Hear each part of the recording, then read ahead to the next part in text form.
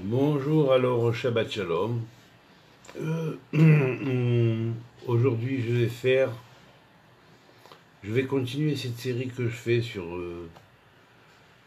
l'ouverture du livre de la Torah comme une prophétie qu'on peut interpréter année par année, mois par mois, même éventuellement, et où effectivement les versets disent ce qu'ils veulent dire à partir du moment où on sait les comprendre.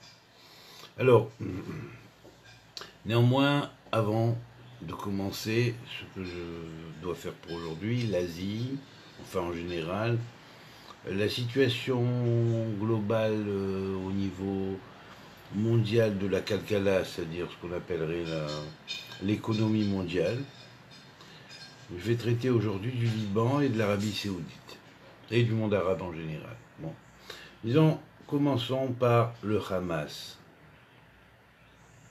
Sur ces fameux versets dont j'ai parlé, dans lesquels nous trouvons le mot Hamas, et qui sont au nombre de 70, donc qui symbolisent symboliquement l'ONU, on voit un verset, curieusement, regardez, et alors celui-là, de verset, c'est le premier verset si on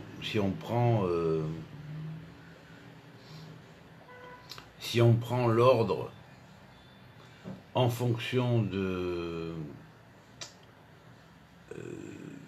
disons, une écriture des versets en ordre alphabétique, le premier qui apparaît, c'est celui-là.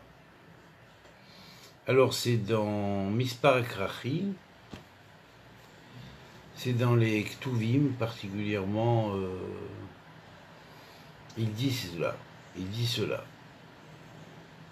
Ish Hamas yifate re'eu.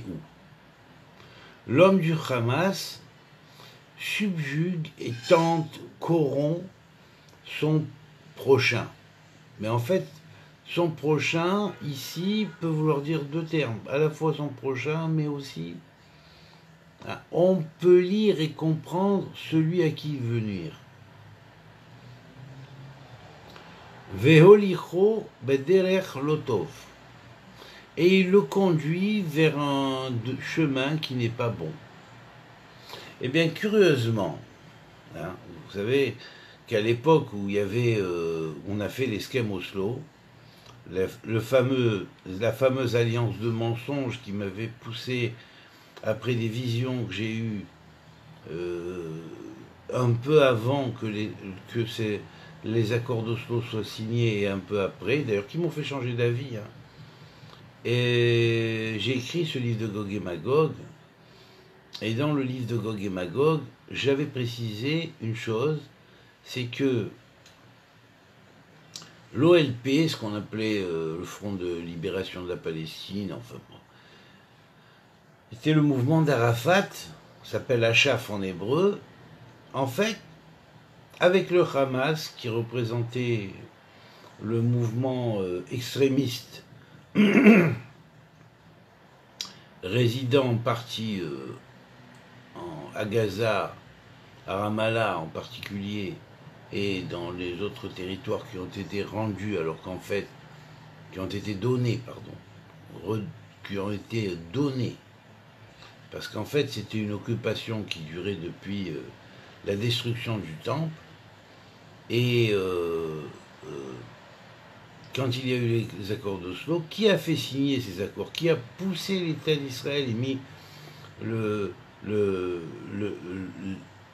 l'État d'Israël comment dirais-je, au pied du mur d'obligation de signer ces traités d'Oslo pour arriver soi-disant à une paix avec les Palestiniens, alors que c'était impossible parce qu'il y avait d'abord un double jeu d'Arafat, et double jeu qu'avec le temps on l'a bien découvert, quoi.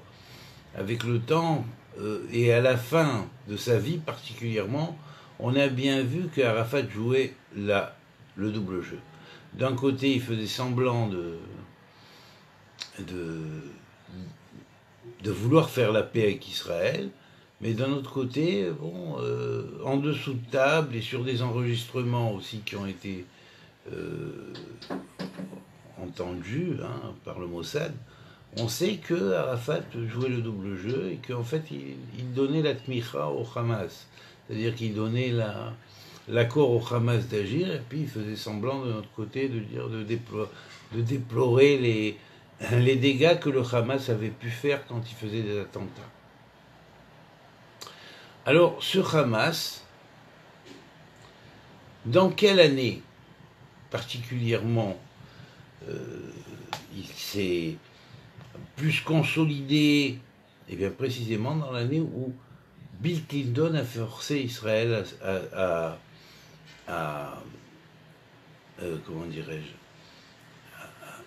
à signer finalement ces esquèmes d'Oslo. Cette bride de mensonges, cette alliance de mensonges qui était marquée dans le prophète Ésaïe au chapitre 28, de ne pas signer cette fameuse alliance de mensonges qu'on disait qui était une bride Shalom Sheker.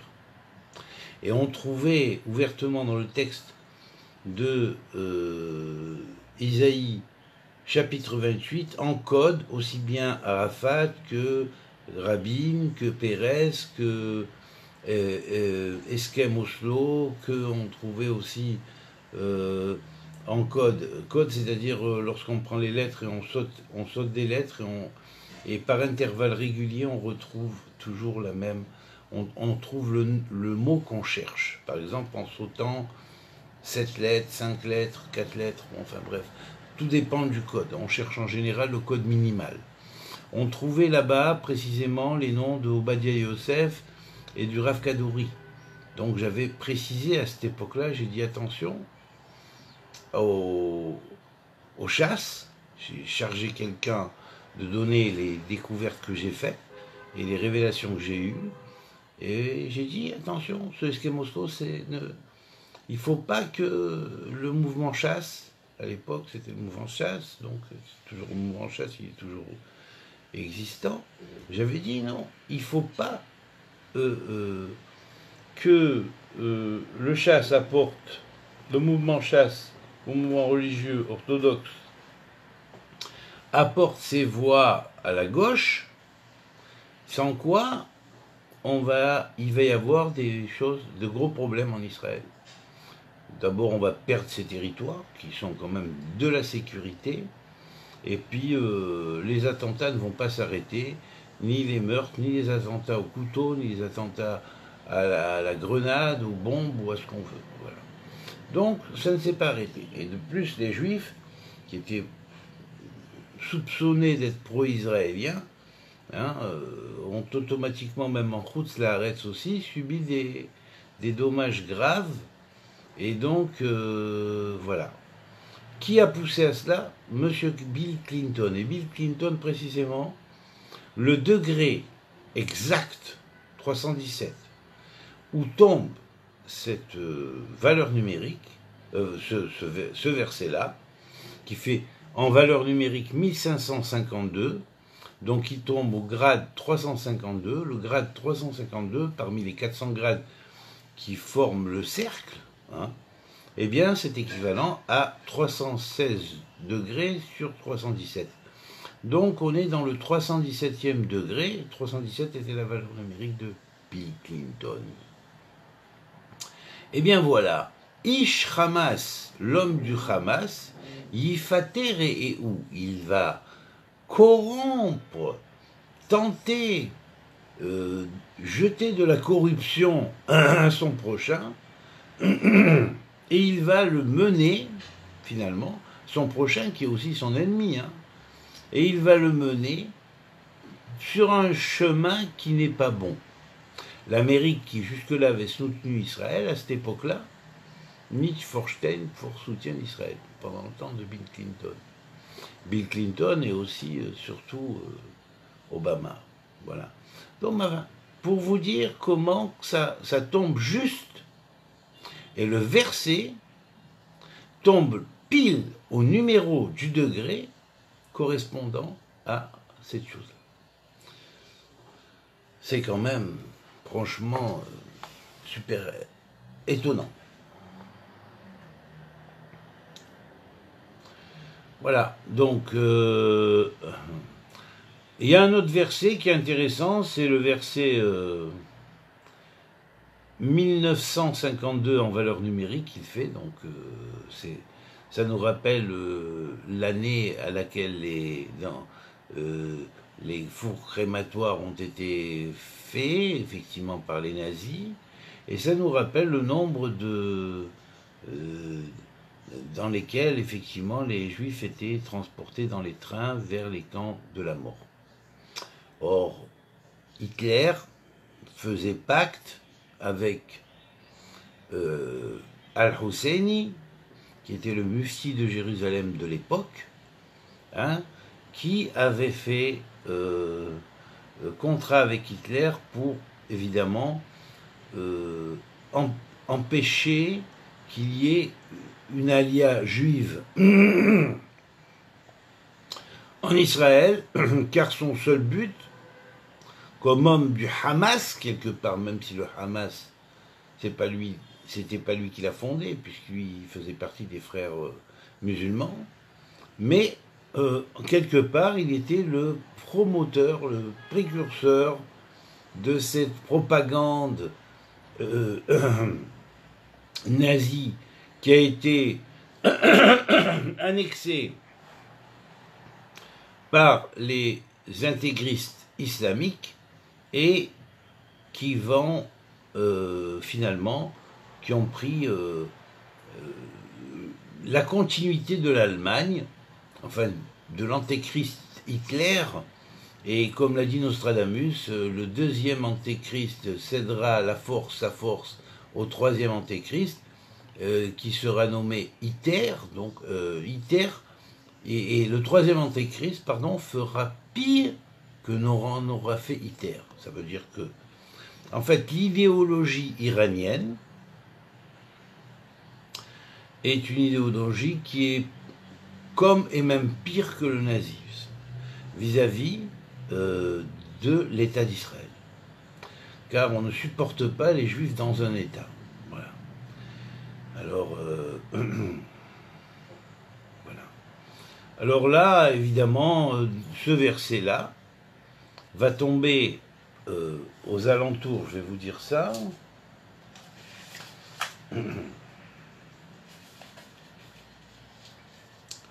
Donc, dans le grade 342, hein, et c'est cela. Écoutez bien.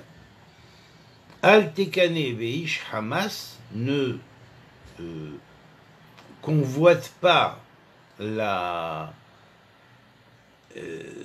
comment dirais-je là, ne convoite pas ce que fait l'homme du Hamas, Ve'al Tifhar Bekol Derachav, et ne prend pas et aucun de ses chemins. Eh bien, vous voyez, Al-Tekane Veish Hamas, effectivement, nombreux parmi les idéologistes islamistes ont réussi à inculquer à l'Occident, à la jeunesse occidentale, cette espèce de convoitise, cette espèce d'idéologie qui va mettre le Hamas comme un emblème de soi-disant résistance, de soi-disant, mais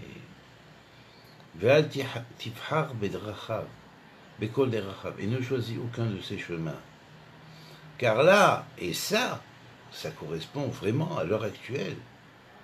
Ça correspond vraiment au sort de l'Europe à l'heure actuelle, corrompue par les propagandes néo-nazis islamistes qui se sont faites au nom de l'Iran, surtout sur la continuité de l'idéologie hitlérienne qui a été transmise à l'islam par le biais du mufti de Jérusalem, et bien évidemment, cette idéologie des frères musulmans, elle va même jusqu'à l'Iran, et elle va entretenir cette haine de l'Iran, qui est la Perse antique, hein, c'est logique, cette haine de l'Iran pour Israël, et ce désir de détruire le peuple juif.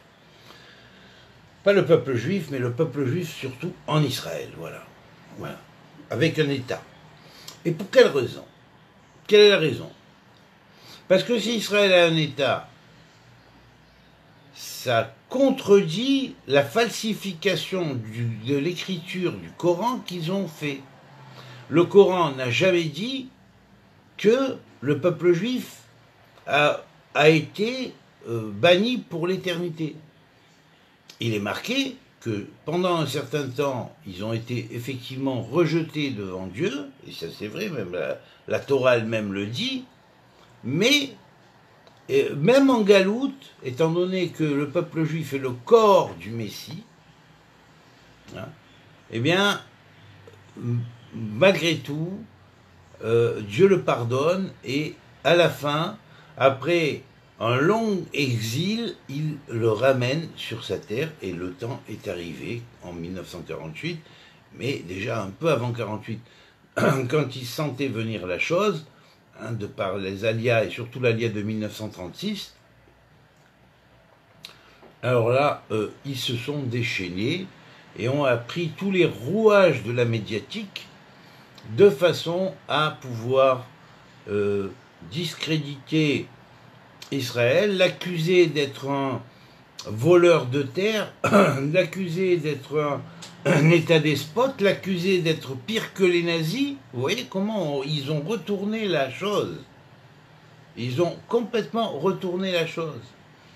L'accuser d'être comme des terroristes, alors qu'en fait dans les pays arabes, regardez la démocratie qu'il y a. Franchement, quelle démocratie! Oh là là!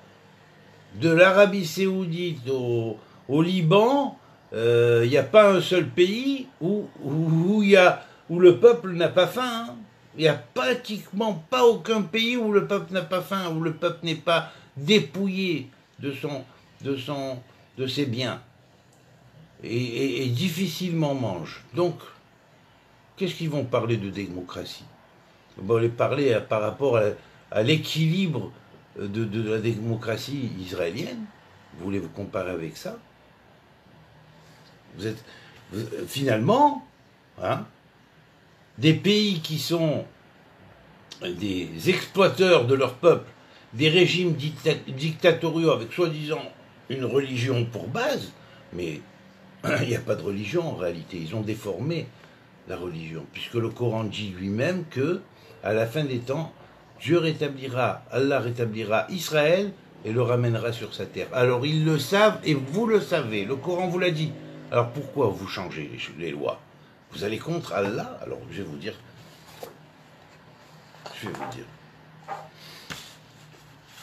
Alors, on va d'abord parler de l'Asie. Hein. Alors l'Asie. Oh, très intéressant, le verset de l'Asie de cette année, c'est comme ça. C'est dans Qoéleth, premier chapitre, verset 11. Nul souvenir ne subsiste des anciens, pas plus que de leurs plus récents successeurs.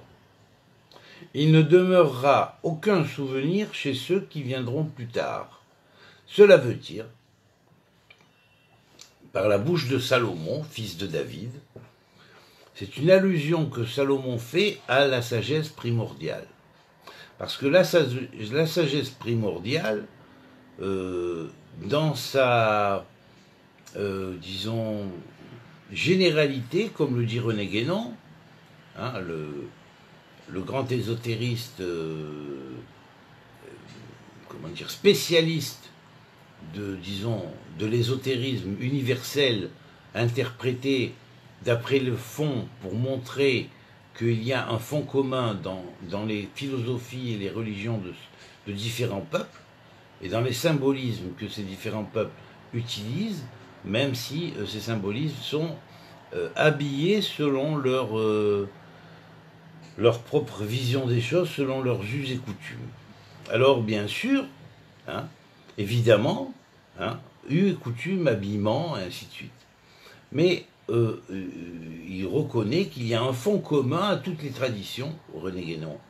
Eh bien là, au travers de ce verset-là, quand René Guénon avait dit que, effectivement, l'aspect primordial de cette tradition ressemble un peu à la manière dont, si vous voulez, dont l'Inde représente, si vous voulez, au travers des Védas surtout, les idées diverses, si vous voulez, les différents systèmes qui peuvent représenter de création du monde, où des fois il y a des systèmes qui paraissent paradoxaux, mais qui font partie, en vérité, de la même loi d'unité, unitaire. Donc, René Guénon a dit, oui, effectivement, apparemment, la tradition hindoue paraît très proche de la tradition, de comment pouvait se présenter la tradition primordiale. Or, l'Inde est appelée, les hindous sont appelés Bene Kedem, les fils du primordial. Vous voyez, donc, selon la Torah. Or, les fils de l'Orient, les fils du primordial. Et curieusement, nous avons, au travers de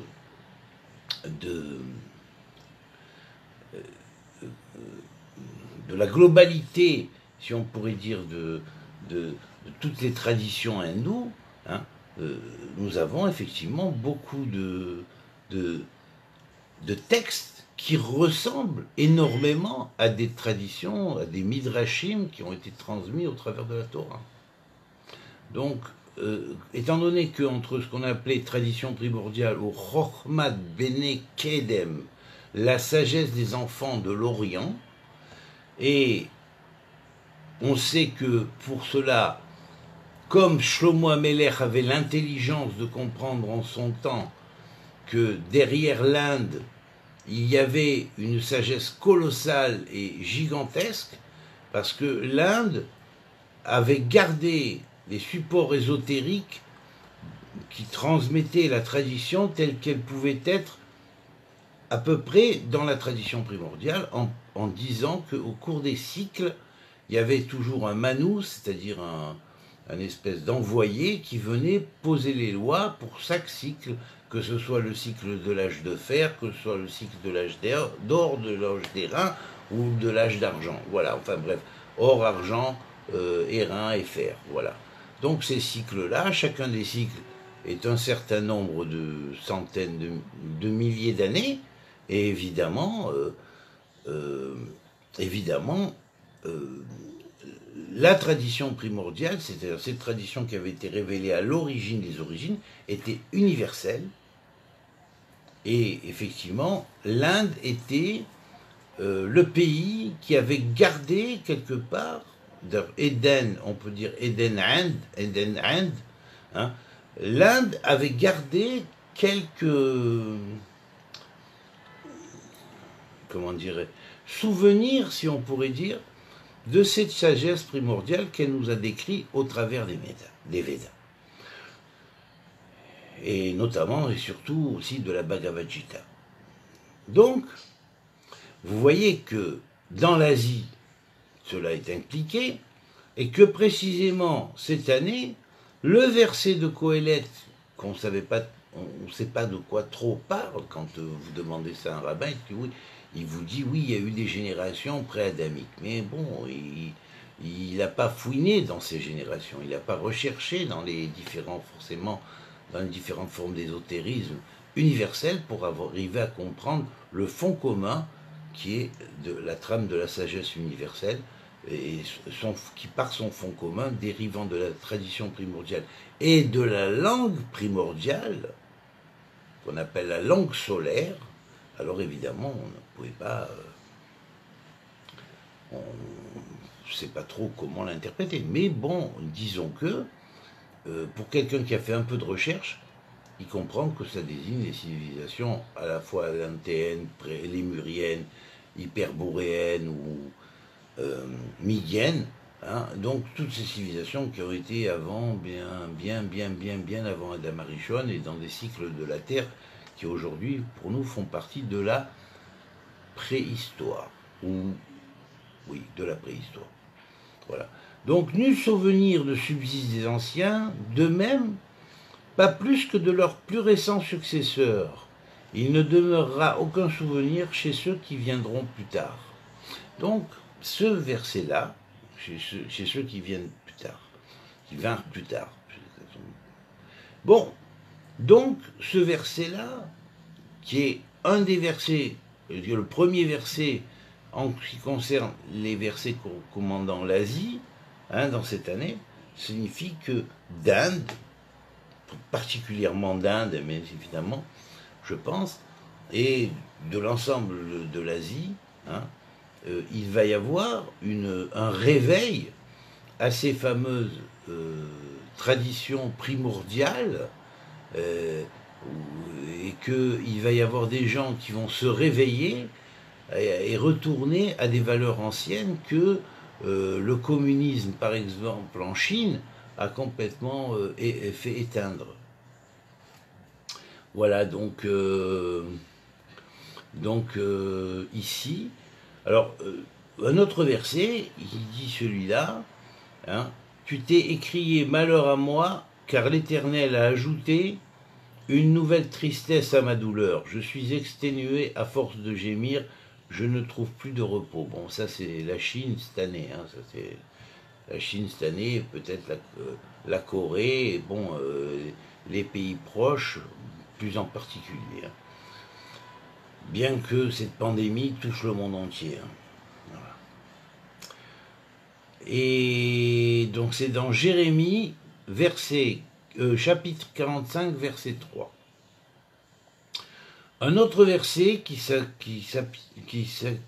s'affilie à l'année précise, à cette année précise, hein, c'est le verset, alors lui, il est intéressant parce que c'est un verset qui tombe au grade 48. Il fait 2848 et il tombe au grade 48. Grade 48 qui est lié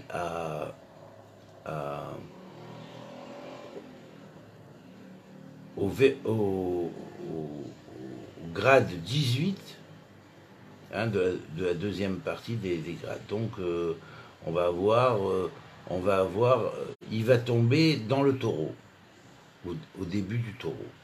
Voilà. Donc, et 1/10 de fleur de farine pétrie à l'huile comme oblation pour chaque agneau, holocauste d'odeur délectable à consumer pour l'Éternel. Ça veut dire que, quelque part, après ces épreuves, la Chine va se transformer. Et il va y avoir un retour à des valeurs plus anciennes, à des valeurs plus profondes, à des valeurs peut-être même de religion, et un espèce de communisme falabra qui rejette toute religion et qui rejette absolument, qui ne tolère rien, et peut-être que la Chine fera aussi un petit peu expiation dans son cœur pour les souffrances qu'elle a fait souffrir au Tibet. Donc c'est dans Bamidbar, chapitre 28, verset 13. Un autre verset qui lui est dans Devarim, le dernier des 5 livres de Moïse, du Pentateuque, chapitre 16, verset 13. Tu célébreras la fête des tentes durant 7 jours, et quand tu rentreras les produits de ton aire et de ton pressoir. Alors là, bien évidemment, ça veut dire que, surtout, alors là on est dans un verset qui est aussi pour l'année prochaine, hein, certainement, d'ici l'an prochain, on verra aussi beaucoup de Chinois qui voudront plus s'intéresser à la religion, qui voudront plus s'intéresser à la connaissance, qui se rapprocheront d'Israël et qui arrêteront leur politique de vendre à tout prix, et même à tout prix, même au prix des vies. Et ça, et avec aussi une correction de la nourriture. Parce qu'il y a des choses qui sont nuisibles à l'homme et qui, lorsqu'elles pénètrent en l'homme, peuvent créer de grands dommages. Alors tu célébreras donc cette fête, on a vu.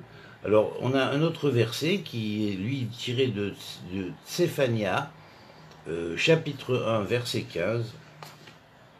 Alors celui-là, bien évidemment, celui-là, il s'applique à ce qui se passe maintenant. Hein. Ce jour sera un jour de colère, un jour de détresse et d'angoisse. un jour de ruine et de dévastation, un jour d'obscurité et de profondes ténèbres, un jour de nuages et de brume épaisse. Ça, c'est le jour où a explosé ont explosé les flacons qui auraient dû être livrés à une nation méchante qui voulait faire du mal à Israël et à l'Amérique par la suite. Eh bien, ces flacons qui ont terminé au milieu du marché de Yuan, eh bien, vous voyez ce qu'ils ont causé et voyez ce qu'ils vont causer encore comme dégâts. Alors, vous savez, il faut prier pour que Dieu nous pardonne ces choses-là et bien se repentir chez tous les peuples et ceux qui ont donné un petit peu trop comment dirais-je, la primeur à ceux qui sont nombreux contre ceux qui sont peu, eh bien, qui se reprennent et qui sachent que Dieu a choisi Israël et que c'est Israël qui le soutiendra parce qu'Israël est son peuple et il y est pour l'éternité avec un serment avec Israël. Et si vous ne connaissez pas Israël, vous apprendrez à le connaître. Parce que ce qu'Israël montre, c'est que le petit bout de doigt de ce qu'il est.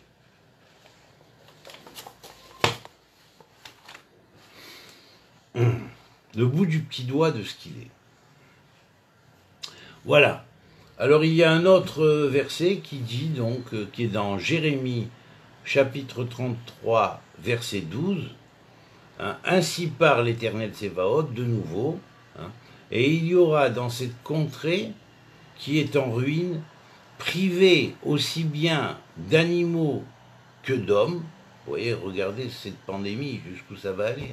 C'est terrible. C'est terrible. Et des bons qui vont payer pour des mauvais. Bon, maintenant, dans cette incarnation, on ne sait pas ce qui s'est passé dans les incarnations antérieures, étant donné qu'on est dans l'année où tous les tikim, c'est-à-dire les tikim, c'est les dossiers de tous les ans qui sont définis pendant 2020 années, eh bien, effectivement, tous ces dossiers-là sont dans les mains des anges, et il y a les anges d'extermination ils en ont assez de voir les crimes qui se passent sur la terre. Alors ils ont dit maintenant, c'est fini, il faut liquider. Il faut liquider la mauvaise graine. Alors des fois, bien évidemment, quand ça passe par des cataclysmes naturels, ou des fois un peu provoqués par des gens qui veulent jouer avec les climats, hein, et quand ça passe par des choses comme ça, qui sont des virus naturels, qui sont transformés après de façon à devenir des sortes d'armes, hein, et bien voilà ce qui arrive.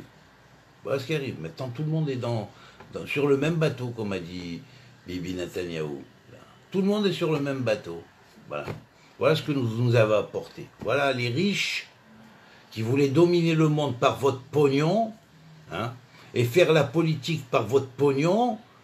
Voilà les illuminés, ce que vous nous avez apporté. Vous voulez mettre votre ordre après, mais votre ordre, vous ne le mettrez pas. Parce que l'Éternel est là. Et c'est l'Éternel qui va faire sa loi et sa justice sur la terre. Ne croyez pas que vous allez emprisonner le monde dans vos manigances, hein, en vous consultant entre vous et en vous étant partagé le monde. Ne croyez pas que vous allez y arriver. Vous croyez que vous allez arriver dans vos fantasmes, que vous fantasmez avec les esprits des ténèbres. Mais les esprits des ténèbres eux-mêmes, ils ont peur des esprits de la lumière, hein, parce qu'ils ont peur d'être aveuglés et définitivement complètement enrayés de contrôle. Alors, maintenant, si on décrète l'isolement temporaire pendant la pandémie, c'est un bien. Ça permettra à chacun de faire son bilan, de se retrouver seul avec lui-même, et l'ange de la mort décidera qui doit vivre, qui doit mourir, qui doit être atteint, qui ne doit pas être atteint. Voilà, c'est ce qu'a dit un ami de Yeshiva de Bethel, en hébreu, du Bethel du Machane Yehuda, ce qu'a dit cet homme, Cohen Dahan, il a dit, il a eu des rêves, il a vu des choses, comme moi du reste, et il a dit, ce qui se prépare, c'est quelque chose d'extraordinaire. Voilà. Donc, ici, on est devant un petit peu la plaie, ce qu'on a appelé la plaie des la 10e plaie d'Égypte, qui était la plaie des premiers-nés. Donc Dieu va faire le tri. Alors à vous de voir, hein. À vous de voir. On peut toujours se repentir parce que Dieu aime que l'homme prenne conscience des fautes qu'il a fait et dise je veux les réparer. Voilà. Tout le monde a sa chance. Mais bon, il faut pas pousser les anges exterminateurs parce qu'ils veulent liquider vite ça. Hein. Eux, ils en ont ras-le-bol de certains terriens. Hein. Ça. Voilà. Donc s'ils tolèrent, parce que la clémence divine et la miséricorde divine les tempèrent, et que sans doute certains justes sur terre demandent à Dieu de, comme Abraham a demandé, de retenir la justice et de retenir les anges de justice qui trouvent que l'homme a dépassé toutes les bornes. Voilà. Alors il y a un verset qui dit, maintenant, on va passer à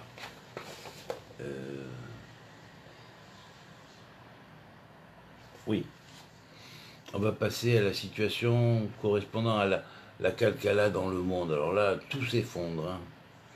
Pratiquement. Alors là, toutes les grandes sociétés, machin, ça va se casser la figure, parce que ce qui est appelé l'argent, ouais, va presque plus avoir de valeur, simplement, parce que l'argent, c'est le diable. C'est le principe de la corruption. Et il n'y a que l'argent sanctifié qui lui a une signification qui est liée à Joseph. Lui symbolise l'argent sanctifié, ou la pierre au blanc en alchimie, pour ceux qui s'intéressent à l'alchimie. Alors que David symbolise la pierre au rouge, c'est-à-dire la pierre capable de faire de l'or, c'est la valeur numérique de David du reste.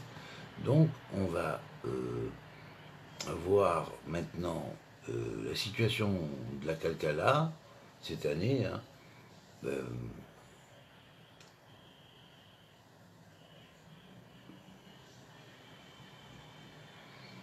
alors, il va y avoir des hommes d'affaires qui vont essayer un petit peu de corriger, de se remettre en cause, qui vont peut-être se dire oui, il faut peut-être moins gagner, hein, et puis être un peu plus respectueux de l'écologie, respectueux du système, de la planète, parce que la planète se venge aussi un petit peu. Hein.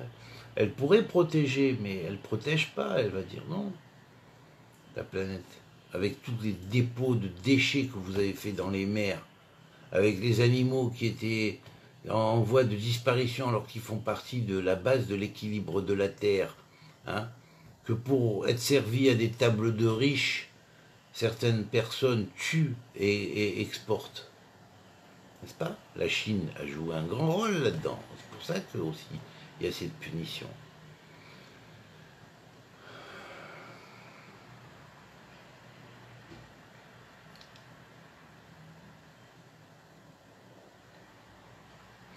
Et effectivement, ce qui va se passer ensuite de cette pandémie, on voit que toutes les frontières sont coupées, donc on est obligé d'y arriver.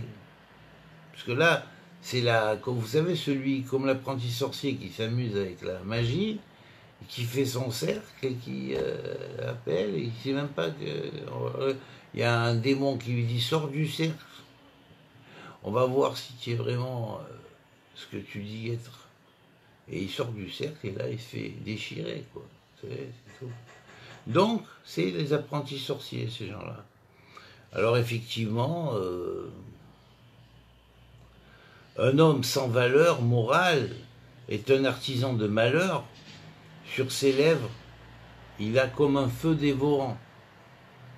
Dans Michelet 16-27.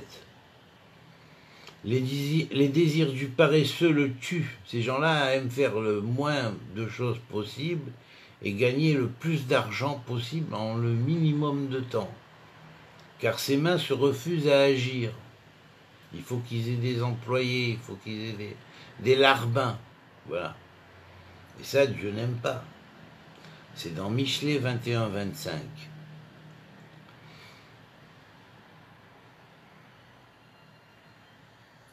Alors au coucher du soleil, c'est-à-dire quand on arrive au temps final, à la fin des temps, notamment cette année, hein, eh ben c'est les grands crashs. C'est le temps du coucher du soleil. Oui, c'est dans Malachim Aleph. Bon là, le verset dit ça, mais bon, il peut être très bien interprété comme la proclamation suivante passa dans les rangs, que chacun retourne dans sa ville et dans son pays. Et voilà. Et donc, ce qui va s'en suivre, c'est qu'après cette pandémie, il va y avoir aussi une épuration ou des guerres civiles quelque part dans chaque pays, parce que chaque pays voudra retrouver sa propre autonomie, en dehors de ces transmigrations, surtout en Europe. Voilà.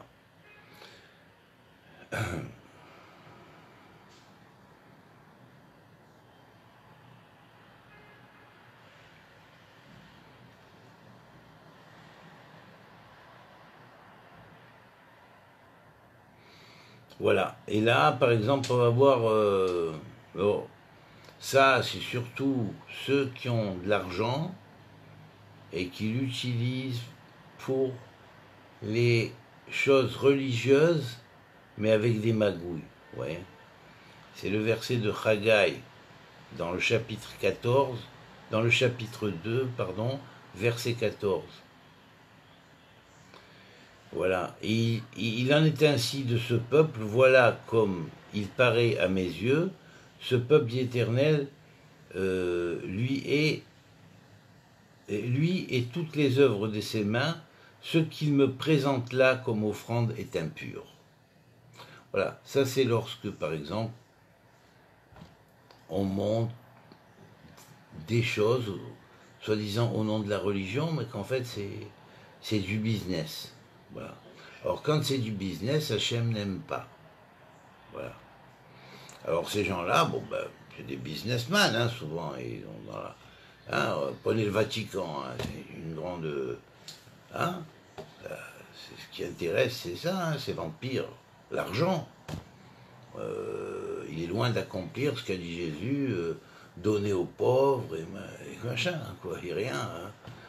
Donner pour notre église, on va en construire une autre, et tout ce qui en plus s'est envoyé au Vatican à l'époque, rappelez-vous, pendant les temps de l'Inquisition, s'est enrichi, ils sont montés un empire. Et où ils sont les pauvres là-dedans? Heureux les pauvres. Le royaume du ciel leur appartient, mais eux, ils ont choisi le royaume de la terre. Alors voilà pourquoi l'Italie est si frappée, surtout l'Italie du Nord. Et Rome. Voilà. L'Iran, c'est la Perse antique et c'est logique. Voilà. Puis à la croisée des chemins, ce qui a servi à l'Iran pour avoir certains produits nocifs, ainsi que certaines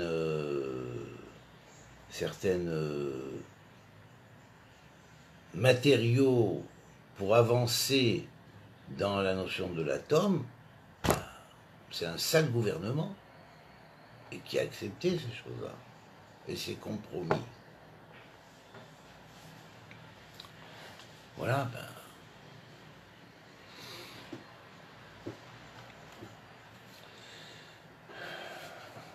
C'est malheureux, parce qu'en fait, jamais l'Éternel n'aurait voulu une chose comme ça. Jamais l'Éternel n'aurait souhaité qu'une chose comme ça se passe, bien qu'il la voyait arriver.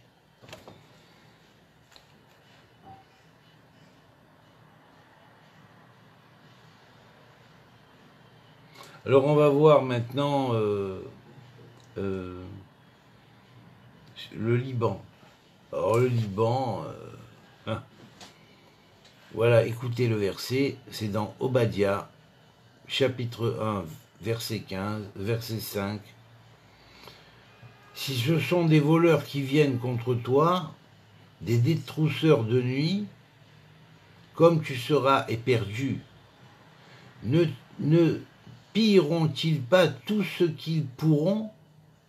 Si ce sont des vendangeurs qui viennent contre toi, te laisseront-ils sinon de quoi grappiller?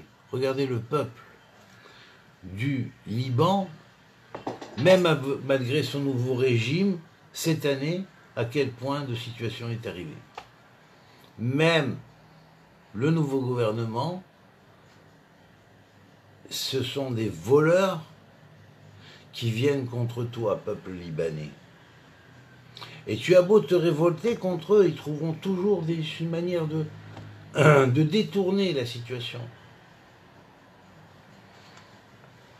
Que la bonté et la liberté ne te quittent jamais. Attache-les à ton cou, inscris-les sur les tablettes de ton cœur. Alors oui, il n'y a pas de régime de Mollah là-bas. Le peuple libanais s'est voulu plus ou moins toujours libre et laïque quelque part. Mais il y a d'autres magouilles. Voilà.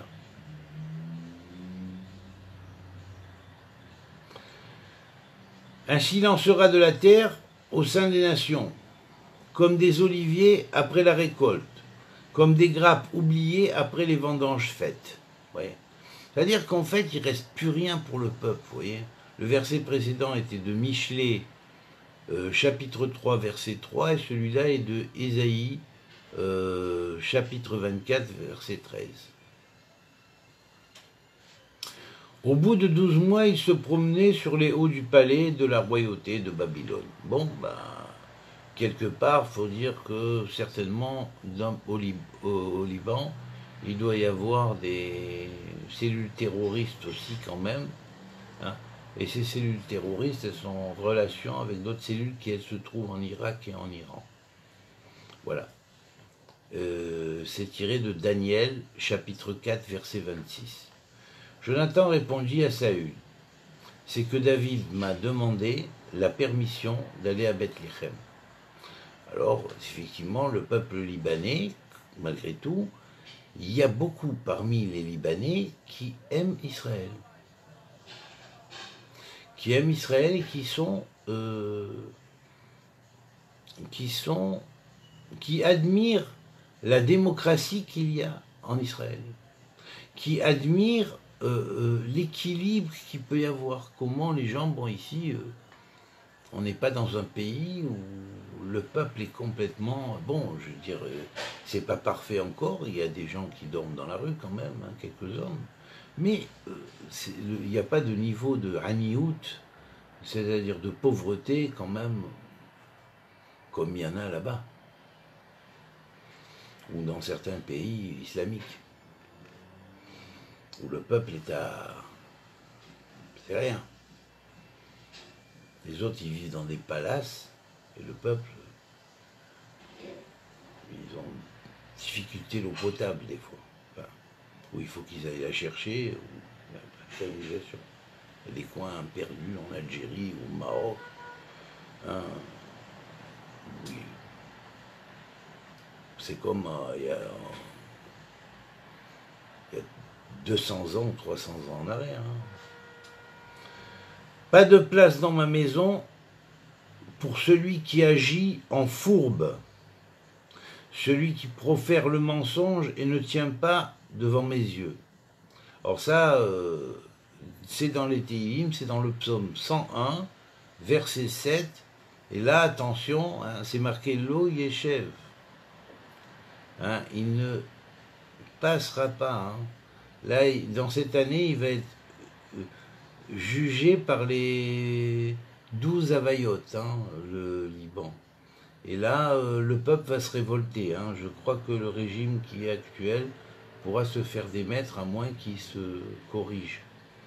et qu'il soit plus cool et plus juste vis-à-vis de son peuple. La victoire en ce jour se transformera en un deuil pour tout le peuple, celui-ci ayant appris ce jour-là que le roi se désolait à cause de son fils. Donc certainement, il y aura un problème avec ceux qui règnent là-bas.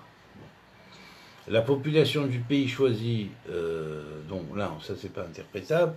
Alors, on va aller maintenant à la Kalkala dans ce pays. On l'a vu dans cette année, oui. Oui, j'ai dit. Oui. Et maintenant, on va avoir l'Arabie saoudite. L'Arabie saoudite. Alors, bien sûr, comme on dit, toutes les routes mènent à Jérusalem. Puis il y a un autre proverbe qui dit toutes les routes mènent à Rome. Eh bien, toutes les routes mènent à la Mecque. Alors, voyons. Alors, dans Yeshayahu, chapitre 40, verset 2, le verset dit « Parlez au cœur de Jérusalem. Criez-lui que mon temps d'épreuve est fini. » Écoutez bien, la Mecque. Écoutez bien. Parlez au cœur de Jérusalem. Criez-lui que son temps d'épreuve est fini, que son crime est expié, qu'elle a reçu de la main du Seigneur double peine pour toutes ses fautes. Vous avez compris, ça veut dire que le peuple juif, il a payé largement sa dette.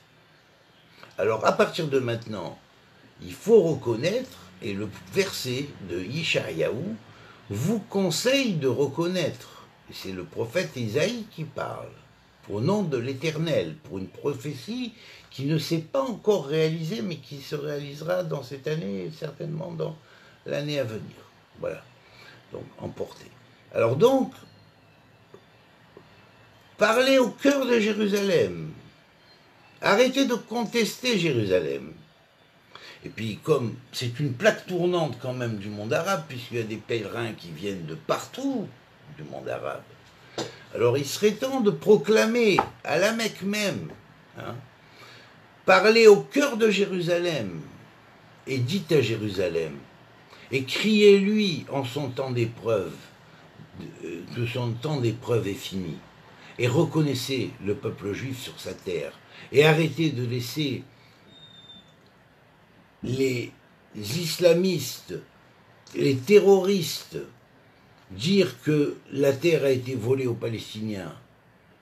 La terre d'Israël appartient au peuple juif. Vous avez 99% des terres du Moyen-Orient. Alors pour le 1% qui reste, n'oubliez pas qu'il y a 99 noms d'Allah et qu'il y a un centième nom d'Allah qui est caché. Ne le remuez pas trop. Voilà, c'est ce que je vous conseille. Maintenant, vous faites ce que vous voulez, vous verrez bien les jugements de l'Éternel en fonction. Voilà. Vous avez vu, quand j'ai parlé il y a quelques jours, ce qui est arrivé. Je ne suis pas un magicien. Je dis ce que Dieu me dit de dire.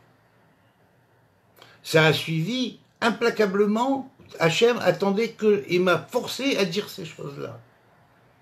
C'est éternel, c'est Allah. C'est Dieu lui-même. Alors, attention, vous avez bien vu ce qui est arrivé. Les invasions de sauterelles et machins, ça ne fait que commencer. Il va y en avoir d'autres, que Dieu préserve. Alors, il serait temps de reconnaître et d'aller vers un monde de paix, où va refleurir sur la terre, vont refleurir sur la terre les arbres de la vie, et arrêter de prôner une doctrine de mort, pour s'accaparer d'un pouvoir et pour voler l'autre, et pour voler ce qui ne vous appartient pas. Vous avez assez de terre, gardez les vôtres, laissez-nous la nôtre. Ok ? La fortune du riche est pour lui une place forte, un sujet de crainte pour les pauvres. C'est leur misère, ben voilà. Alors occupez-vous de vos pauvres, déjà, là-bas, en Arabie saoudite, avant d'aller chercher à vouloir hein, à chaque fois critiquer Israël comme vous l'avez fait, même si maintenant il y a des apparents rapprochements. Euh, Libérez-vous de cette notion de taqiyya, ça vaut mieux. Libérez-vous de cette notion de taqiyya, ça vaut mieux. Parce que c'est la plus grande des pourritures que Hachem n'aime pas, que Dieu n'aime pas, sous tous ces noms, qui s'appellent Elohim, qui s'appelle Hachem, l'éternel, Yudke Vavke, ou qui s'appelle Allah. C'est toujours. Il ne supporte pas, il n'aime pas le mensonge, la ruse de guerre, la ruse de ruser l'autre, la taqiyya, vous appelez. Rejetez cette taqiyya, mettez-la à la poubelle, et qu'elle n'existe plus, à jamais. Libérez-vous de ça, et vous serez libérés de votre Yetzerara, c'est-à-dire de votre mauvais penchant qui vous fait convoiter et vouloir accaparer ce que l'autre a trimé pour gagner.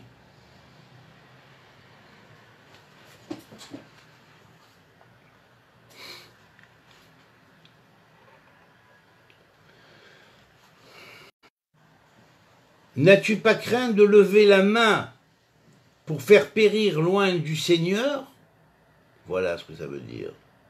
Comment tu n'as pas craint de faire lever la main, hein, et d'accepter une doctrine et de transmettre une doctrine qui va contre loin du Seigneur, hein? Vous reconnaissez Issa? Qu'est-ce qu'il a dit, Issa? Il a bien dit, le salut vient des Juifs. Qui vous êtes pour, après, révoquer ce qui est dit par les grands? Ainsi l'Éternel frappera les Égyptiens,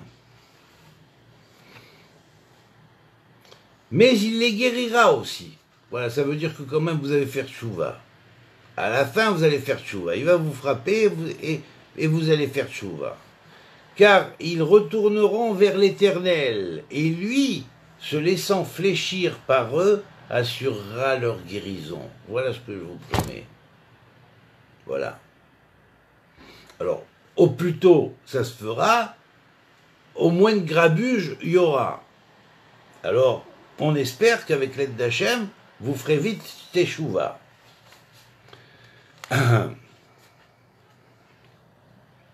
Et là, on a un autre verset maintenant. Alors là, c'est le sommet, hein. C'est s'adressant ensuite à Daniel. C'est dans Daniel 2, 47. C'est Nabuchodonosor qui lui dit, même. Le roi lui dit, non, pardon. Oui, s'adressant ensuite à Daniel, le roi lui dit, le roi qu'il y avait à l'époque. Donc, en vérité, votre Dieu est le Dieu des dieux, le souverain des rois, le révélateur des mystères, puisque tu as pu dévoiler ce mystère-là. Voilà.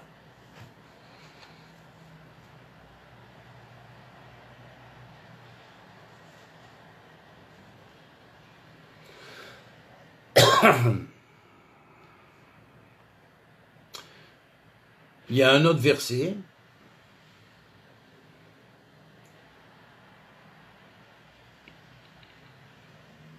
Très intéressant. Plus jamais, tant que durera la terre, semailles et récoltes, froidure et chaleur, été et hiver, jour et nuit, ne seront interrompus. Voilà. Donc ce verset, c'est dans Bereshit, chapitre 8, verset 22.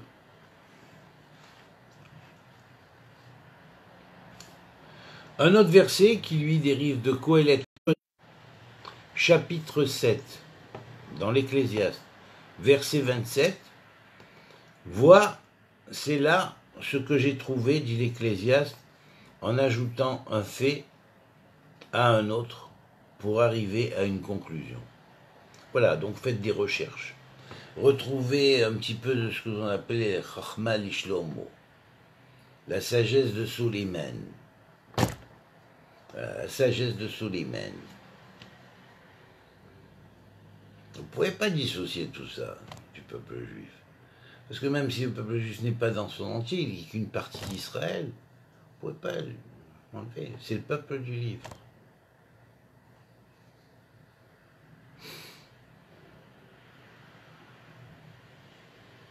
Et mon grand-père qui avait le Coran, certainement, un des Corans parmi les plus proches du Coran originel, hein, quand il m'enseignait ça, lui, il y avait marqué un verset dans le Coran, je ne sais pas dans quelle sourate c'est, mais je me rappelle mon grand-père qui connaissait le Coran par cœur, comme l'Évangile et la Torah, hein, et tout le monde le respectait à Tébessa autant que des grands comme Pinto, comme Rabbi Reim Pinto, comme Baba Saleh, hein.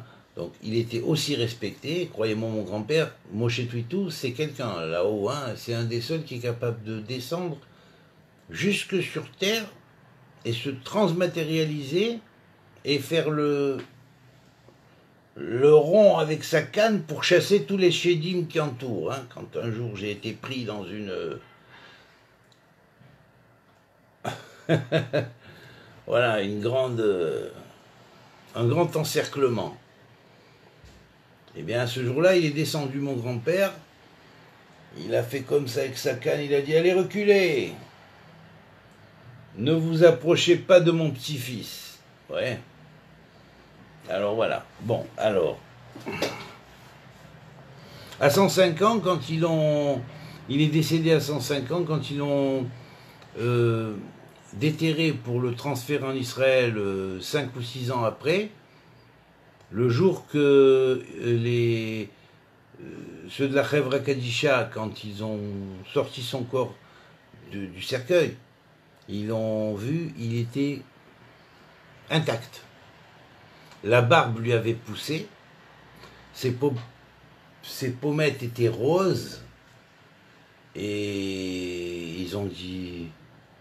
Le gardien du cimetière de Netanya, qui avait près de... Un des gardiens du cimetière pas de Netanya, pardon, de Dimona, quand on cherchait la tombe de mon grand-père après, bien après son transfert, un jour on cherchait la tombe, il dit Moshe Tuitou, il dit ah, bah Moshe Tuitou. Et lui c'était quelqu'un, hein, croyez-moi, c'était un homme âgé de près de 110 ans. Il était gardien du cimetière de Dimona. Il nous a amenés jusque-là. Il a dit le jour qu'ils ont déterré mon grand-père, ils l'ont sorti pour le renterrer en Israël, à Dimona. Il y a eu un orage dans un ciel bleu, puisque c'était l'été. Hein, il y a eu un orage juste au moment de l'enterrement, 5 minutes avant. Puis après, il s'est arrêté net et le ciel bleu est revenu. Voilà, et ça c'était un signe pour eux, parce que tous les gens de la Chevra Kadisha ont dit c'est un super tzaddik. Voilà. Ouais, des fois on est obligé de remettre les pendules à l'heure, hein, donc on est obligé de dire, hein, parce que c'est tout. Voilà, donc mon grand-père disait, ça je le tiens de mon grand-père, quand il discutait avec le mufti, et j'étais petit, j'étais très souvent avec lui, hein, il discutait avec le mufti, il disait, le mufti lui disait, Ya Baba Moshe, pourquoi tu ne te convertis pas à l'islam? Tu connais le Coran par cœur, pourquoi tu ne te convertis pas à l'islam? Et il dit, mais putain, pourquoi veux-tu que je me convertisse? C'est marqué dans le Coran même. Dans le Coran même. Et ce mufti-là lisait dans le même Coran apparemment. Et, hein, j'ai placé les enfants d'Israël au-dessus de vous. Et c'est pas pour rien qu'ils sont appelés le peuple du livre. Parce que si vous croyez que le peuple du livre, c'est le peuple d'un livre comme ça, hein, sous son aspect extérieur, hein, n'importe quel livre, hein, le peuple du livre, il faut savoir que livre, c'est faire, c'est en valeur numérique, Shem, le nom de Dieu, en hébreu. Et donc ça veut dire, le peuple du livre, c'est le peuple du nom aussi. Parce que n'oubliez pas que c'était un juif quand même qui a rédigé le Coran. Donc ça a été d'abord écrit en hébreu et après retranscrit en arabe. Alors ayez au moins reconnaissance au don qu'on vous a fait. Hein. Ayez un peu de reconnaissance aux anciens. Ne vous comportez pas en... genre j'ai mangé, j'ai bu, et je m'essuie la bouche et dis je n'ai rien reçu. Parce que ça s'appelle une pute. Selon le Talmud. La mauvaise pute, hein, en plus. Pas la bonne pute, la mauvaise pute. Celle qui n'a pas de mentalité. Voilà. Alors, que votre tradition ne se comporte pas en tradition de mauvaise prostituée, parce qu'elle ne reconnaît même pas son maître. On a été avant vous, on a calculé avant vous, et ce que vous avez reçu, c'est de nous.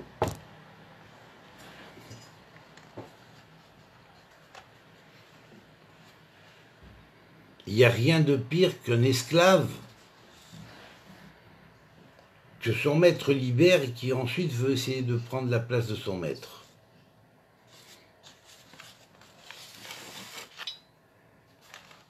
N'oubliez pas qu'avant, vous étiez sous des régimes dictatoriaux encore pires que ceux que vous subissez aujourd'hui.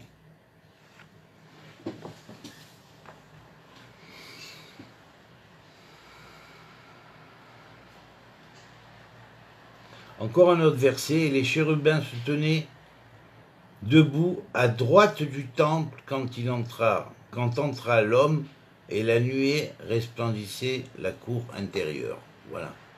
Donc on a parlé de Jérusalem, de la reconnaissance de Jérusalem. Alors faites-le, et puis il y aura du nouveau. Et puis Dieu fera avancer toute l'humanité, ensemble, dans les différentes voies, dans l'unité de tous ces noms. C'est quand même mieux que de... Ah, c'est nous, on est arrivé, on est la dernière des religions, et donc on doit dominer le monde, parce que le chiffre est partout, et nous avons inventé le chiffre, alors qu'en fait, vous l'avez piqué chez les hindous. Voilà.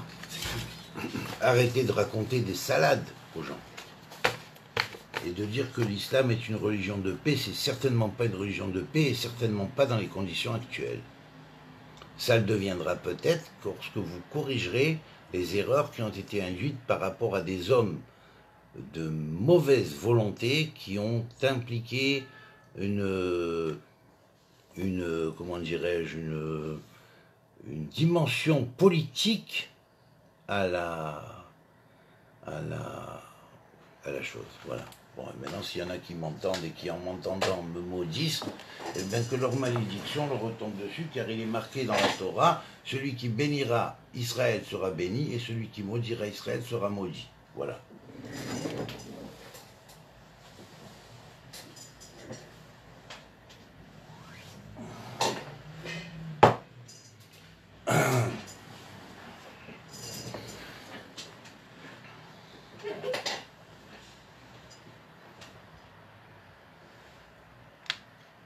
Voilà, alors, chers amis, je vous souhaite un Shabbat Shalom, et que Dieu amène la paix dans le monde et la guérison du monde, amen.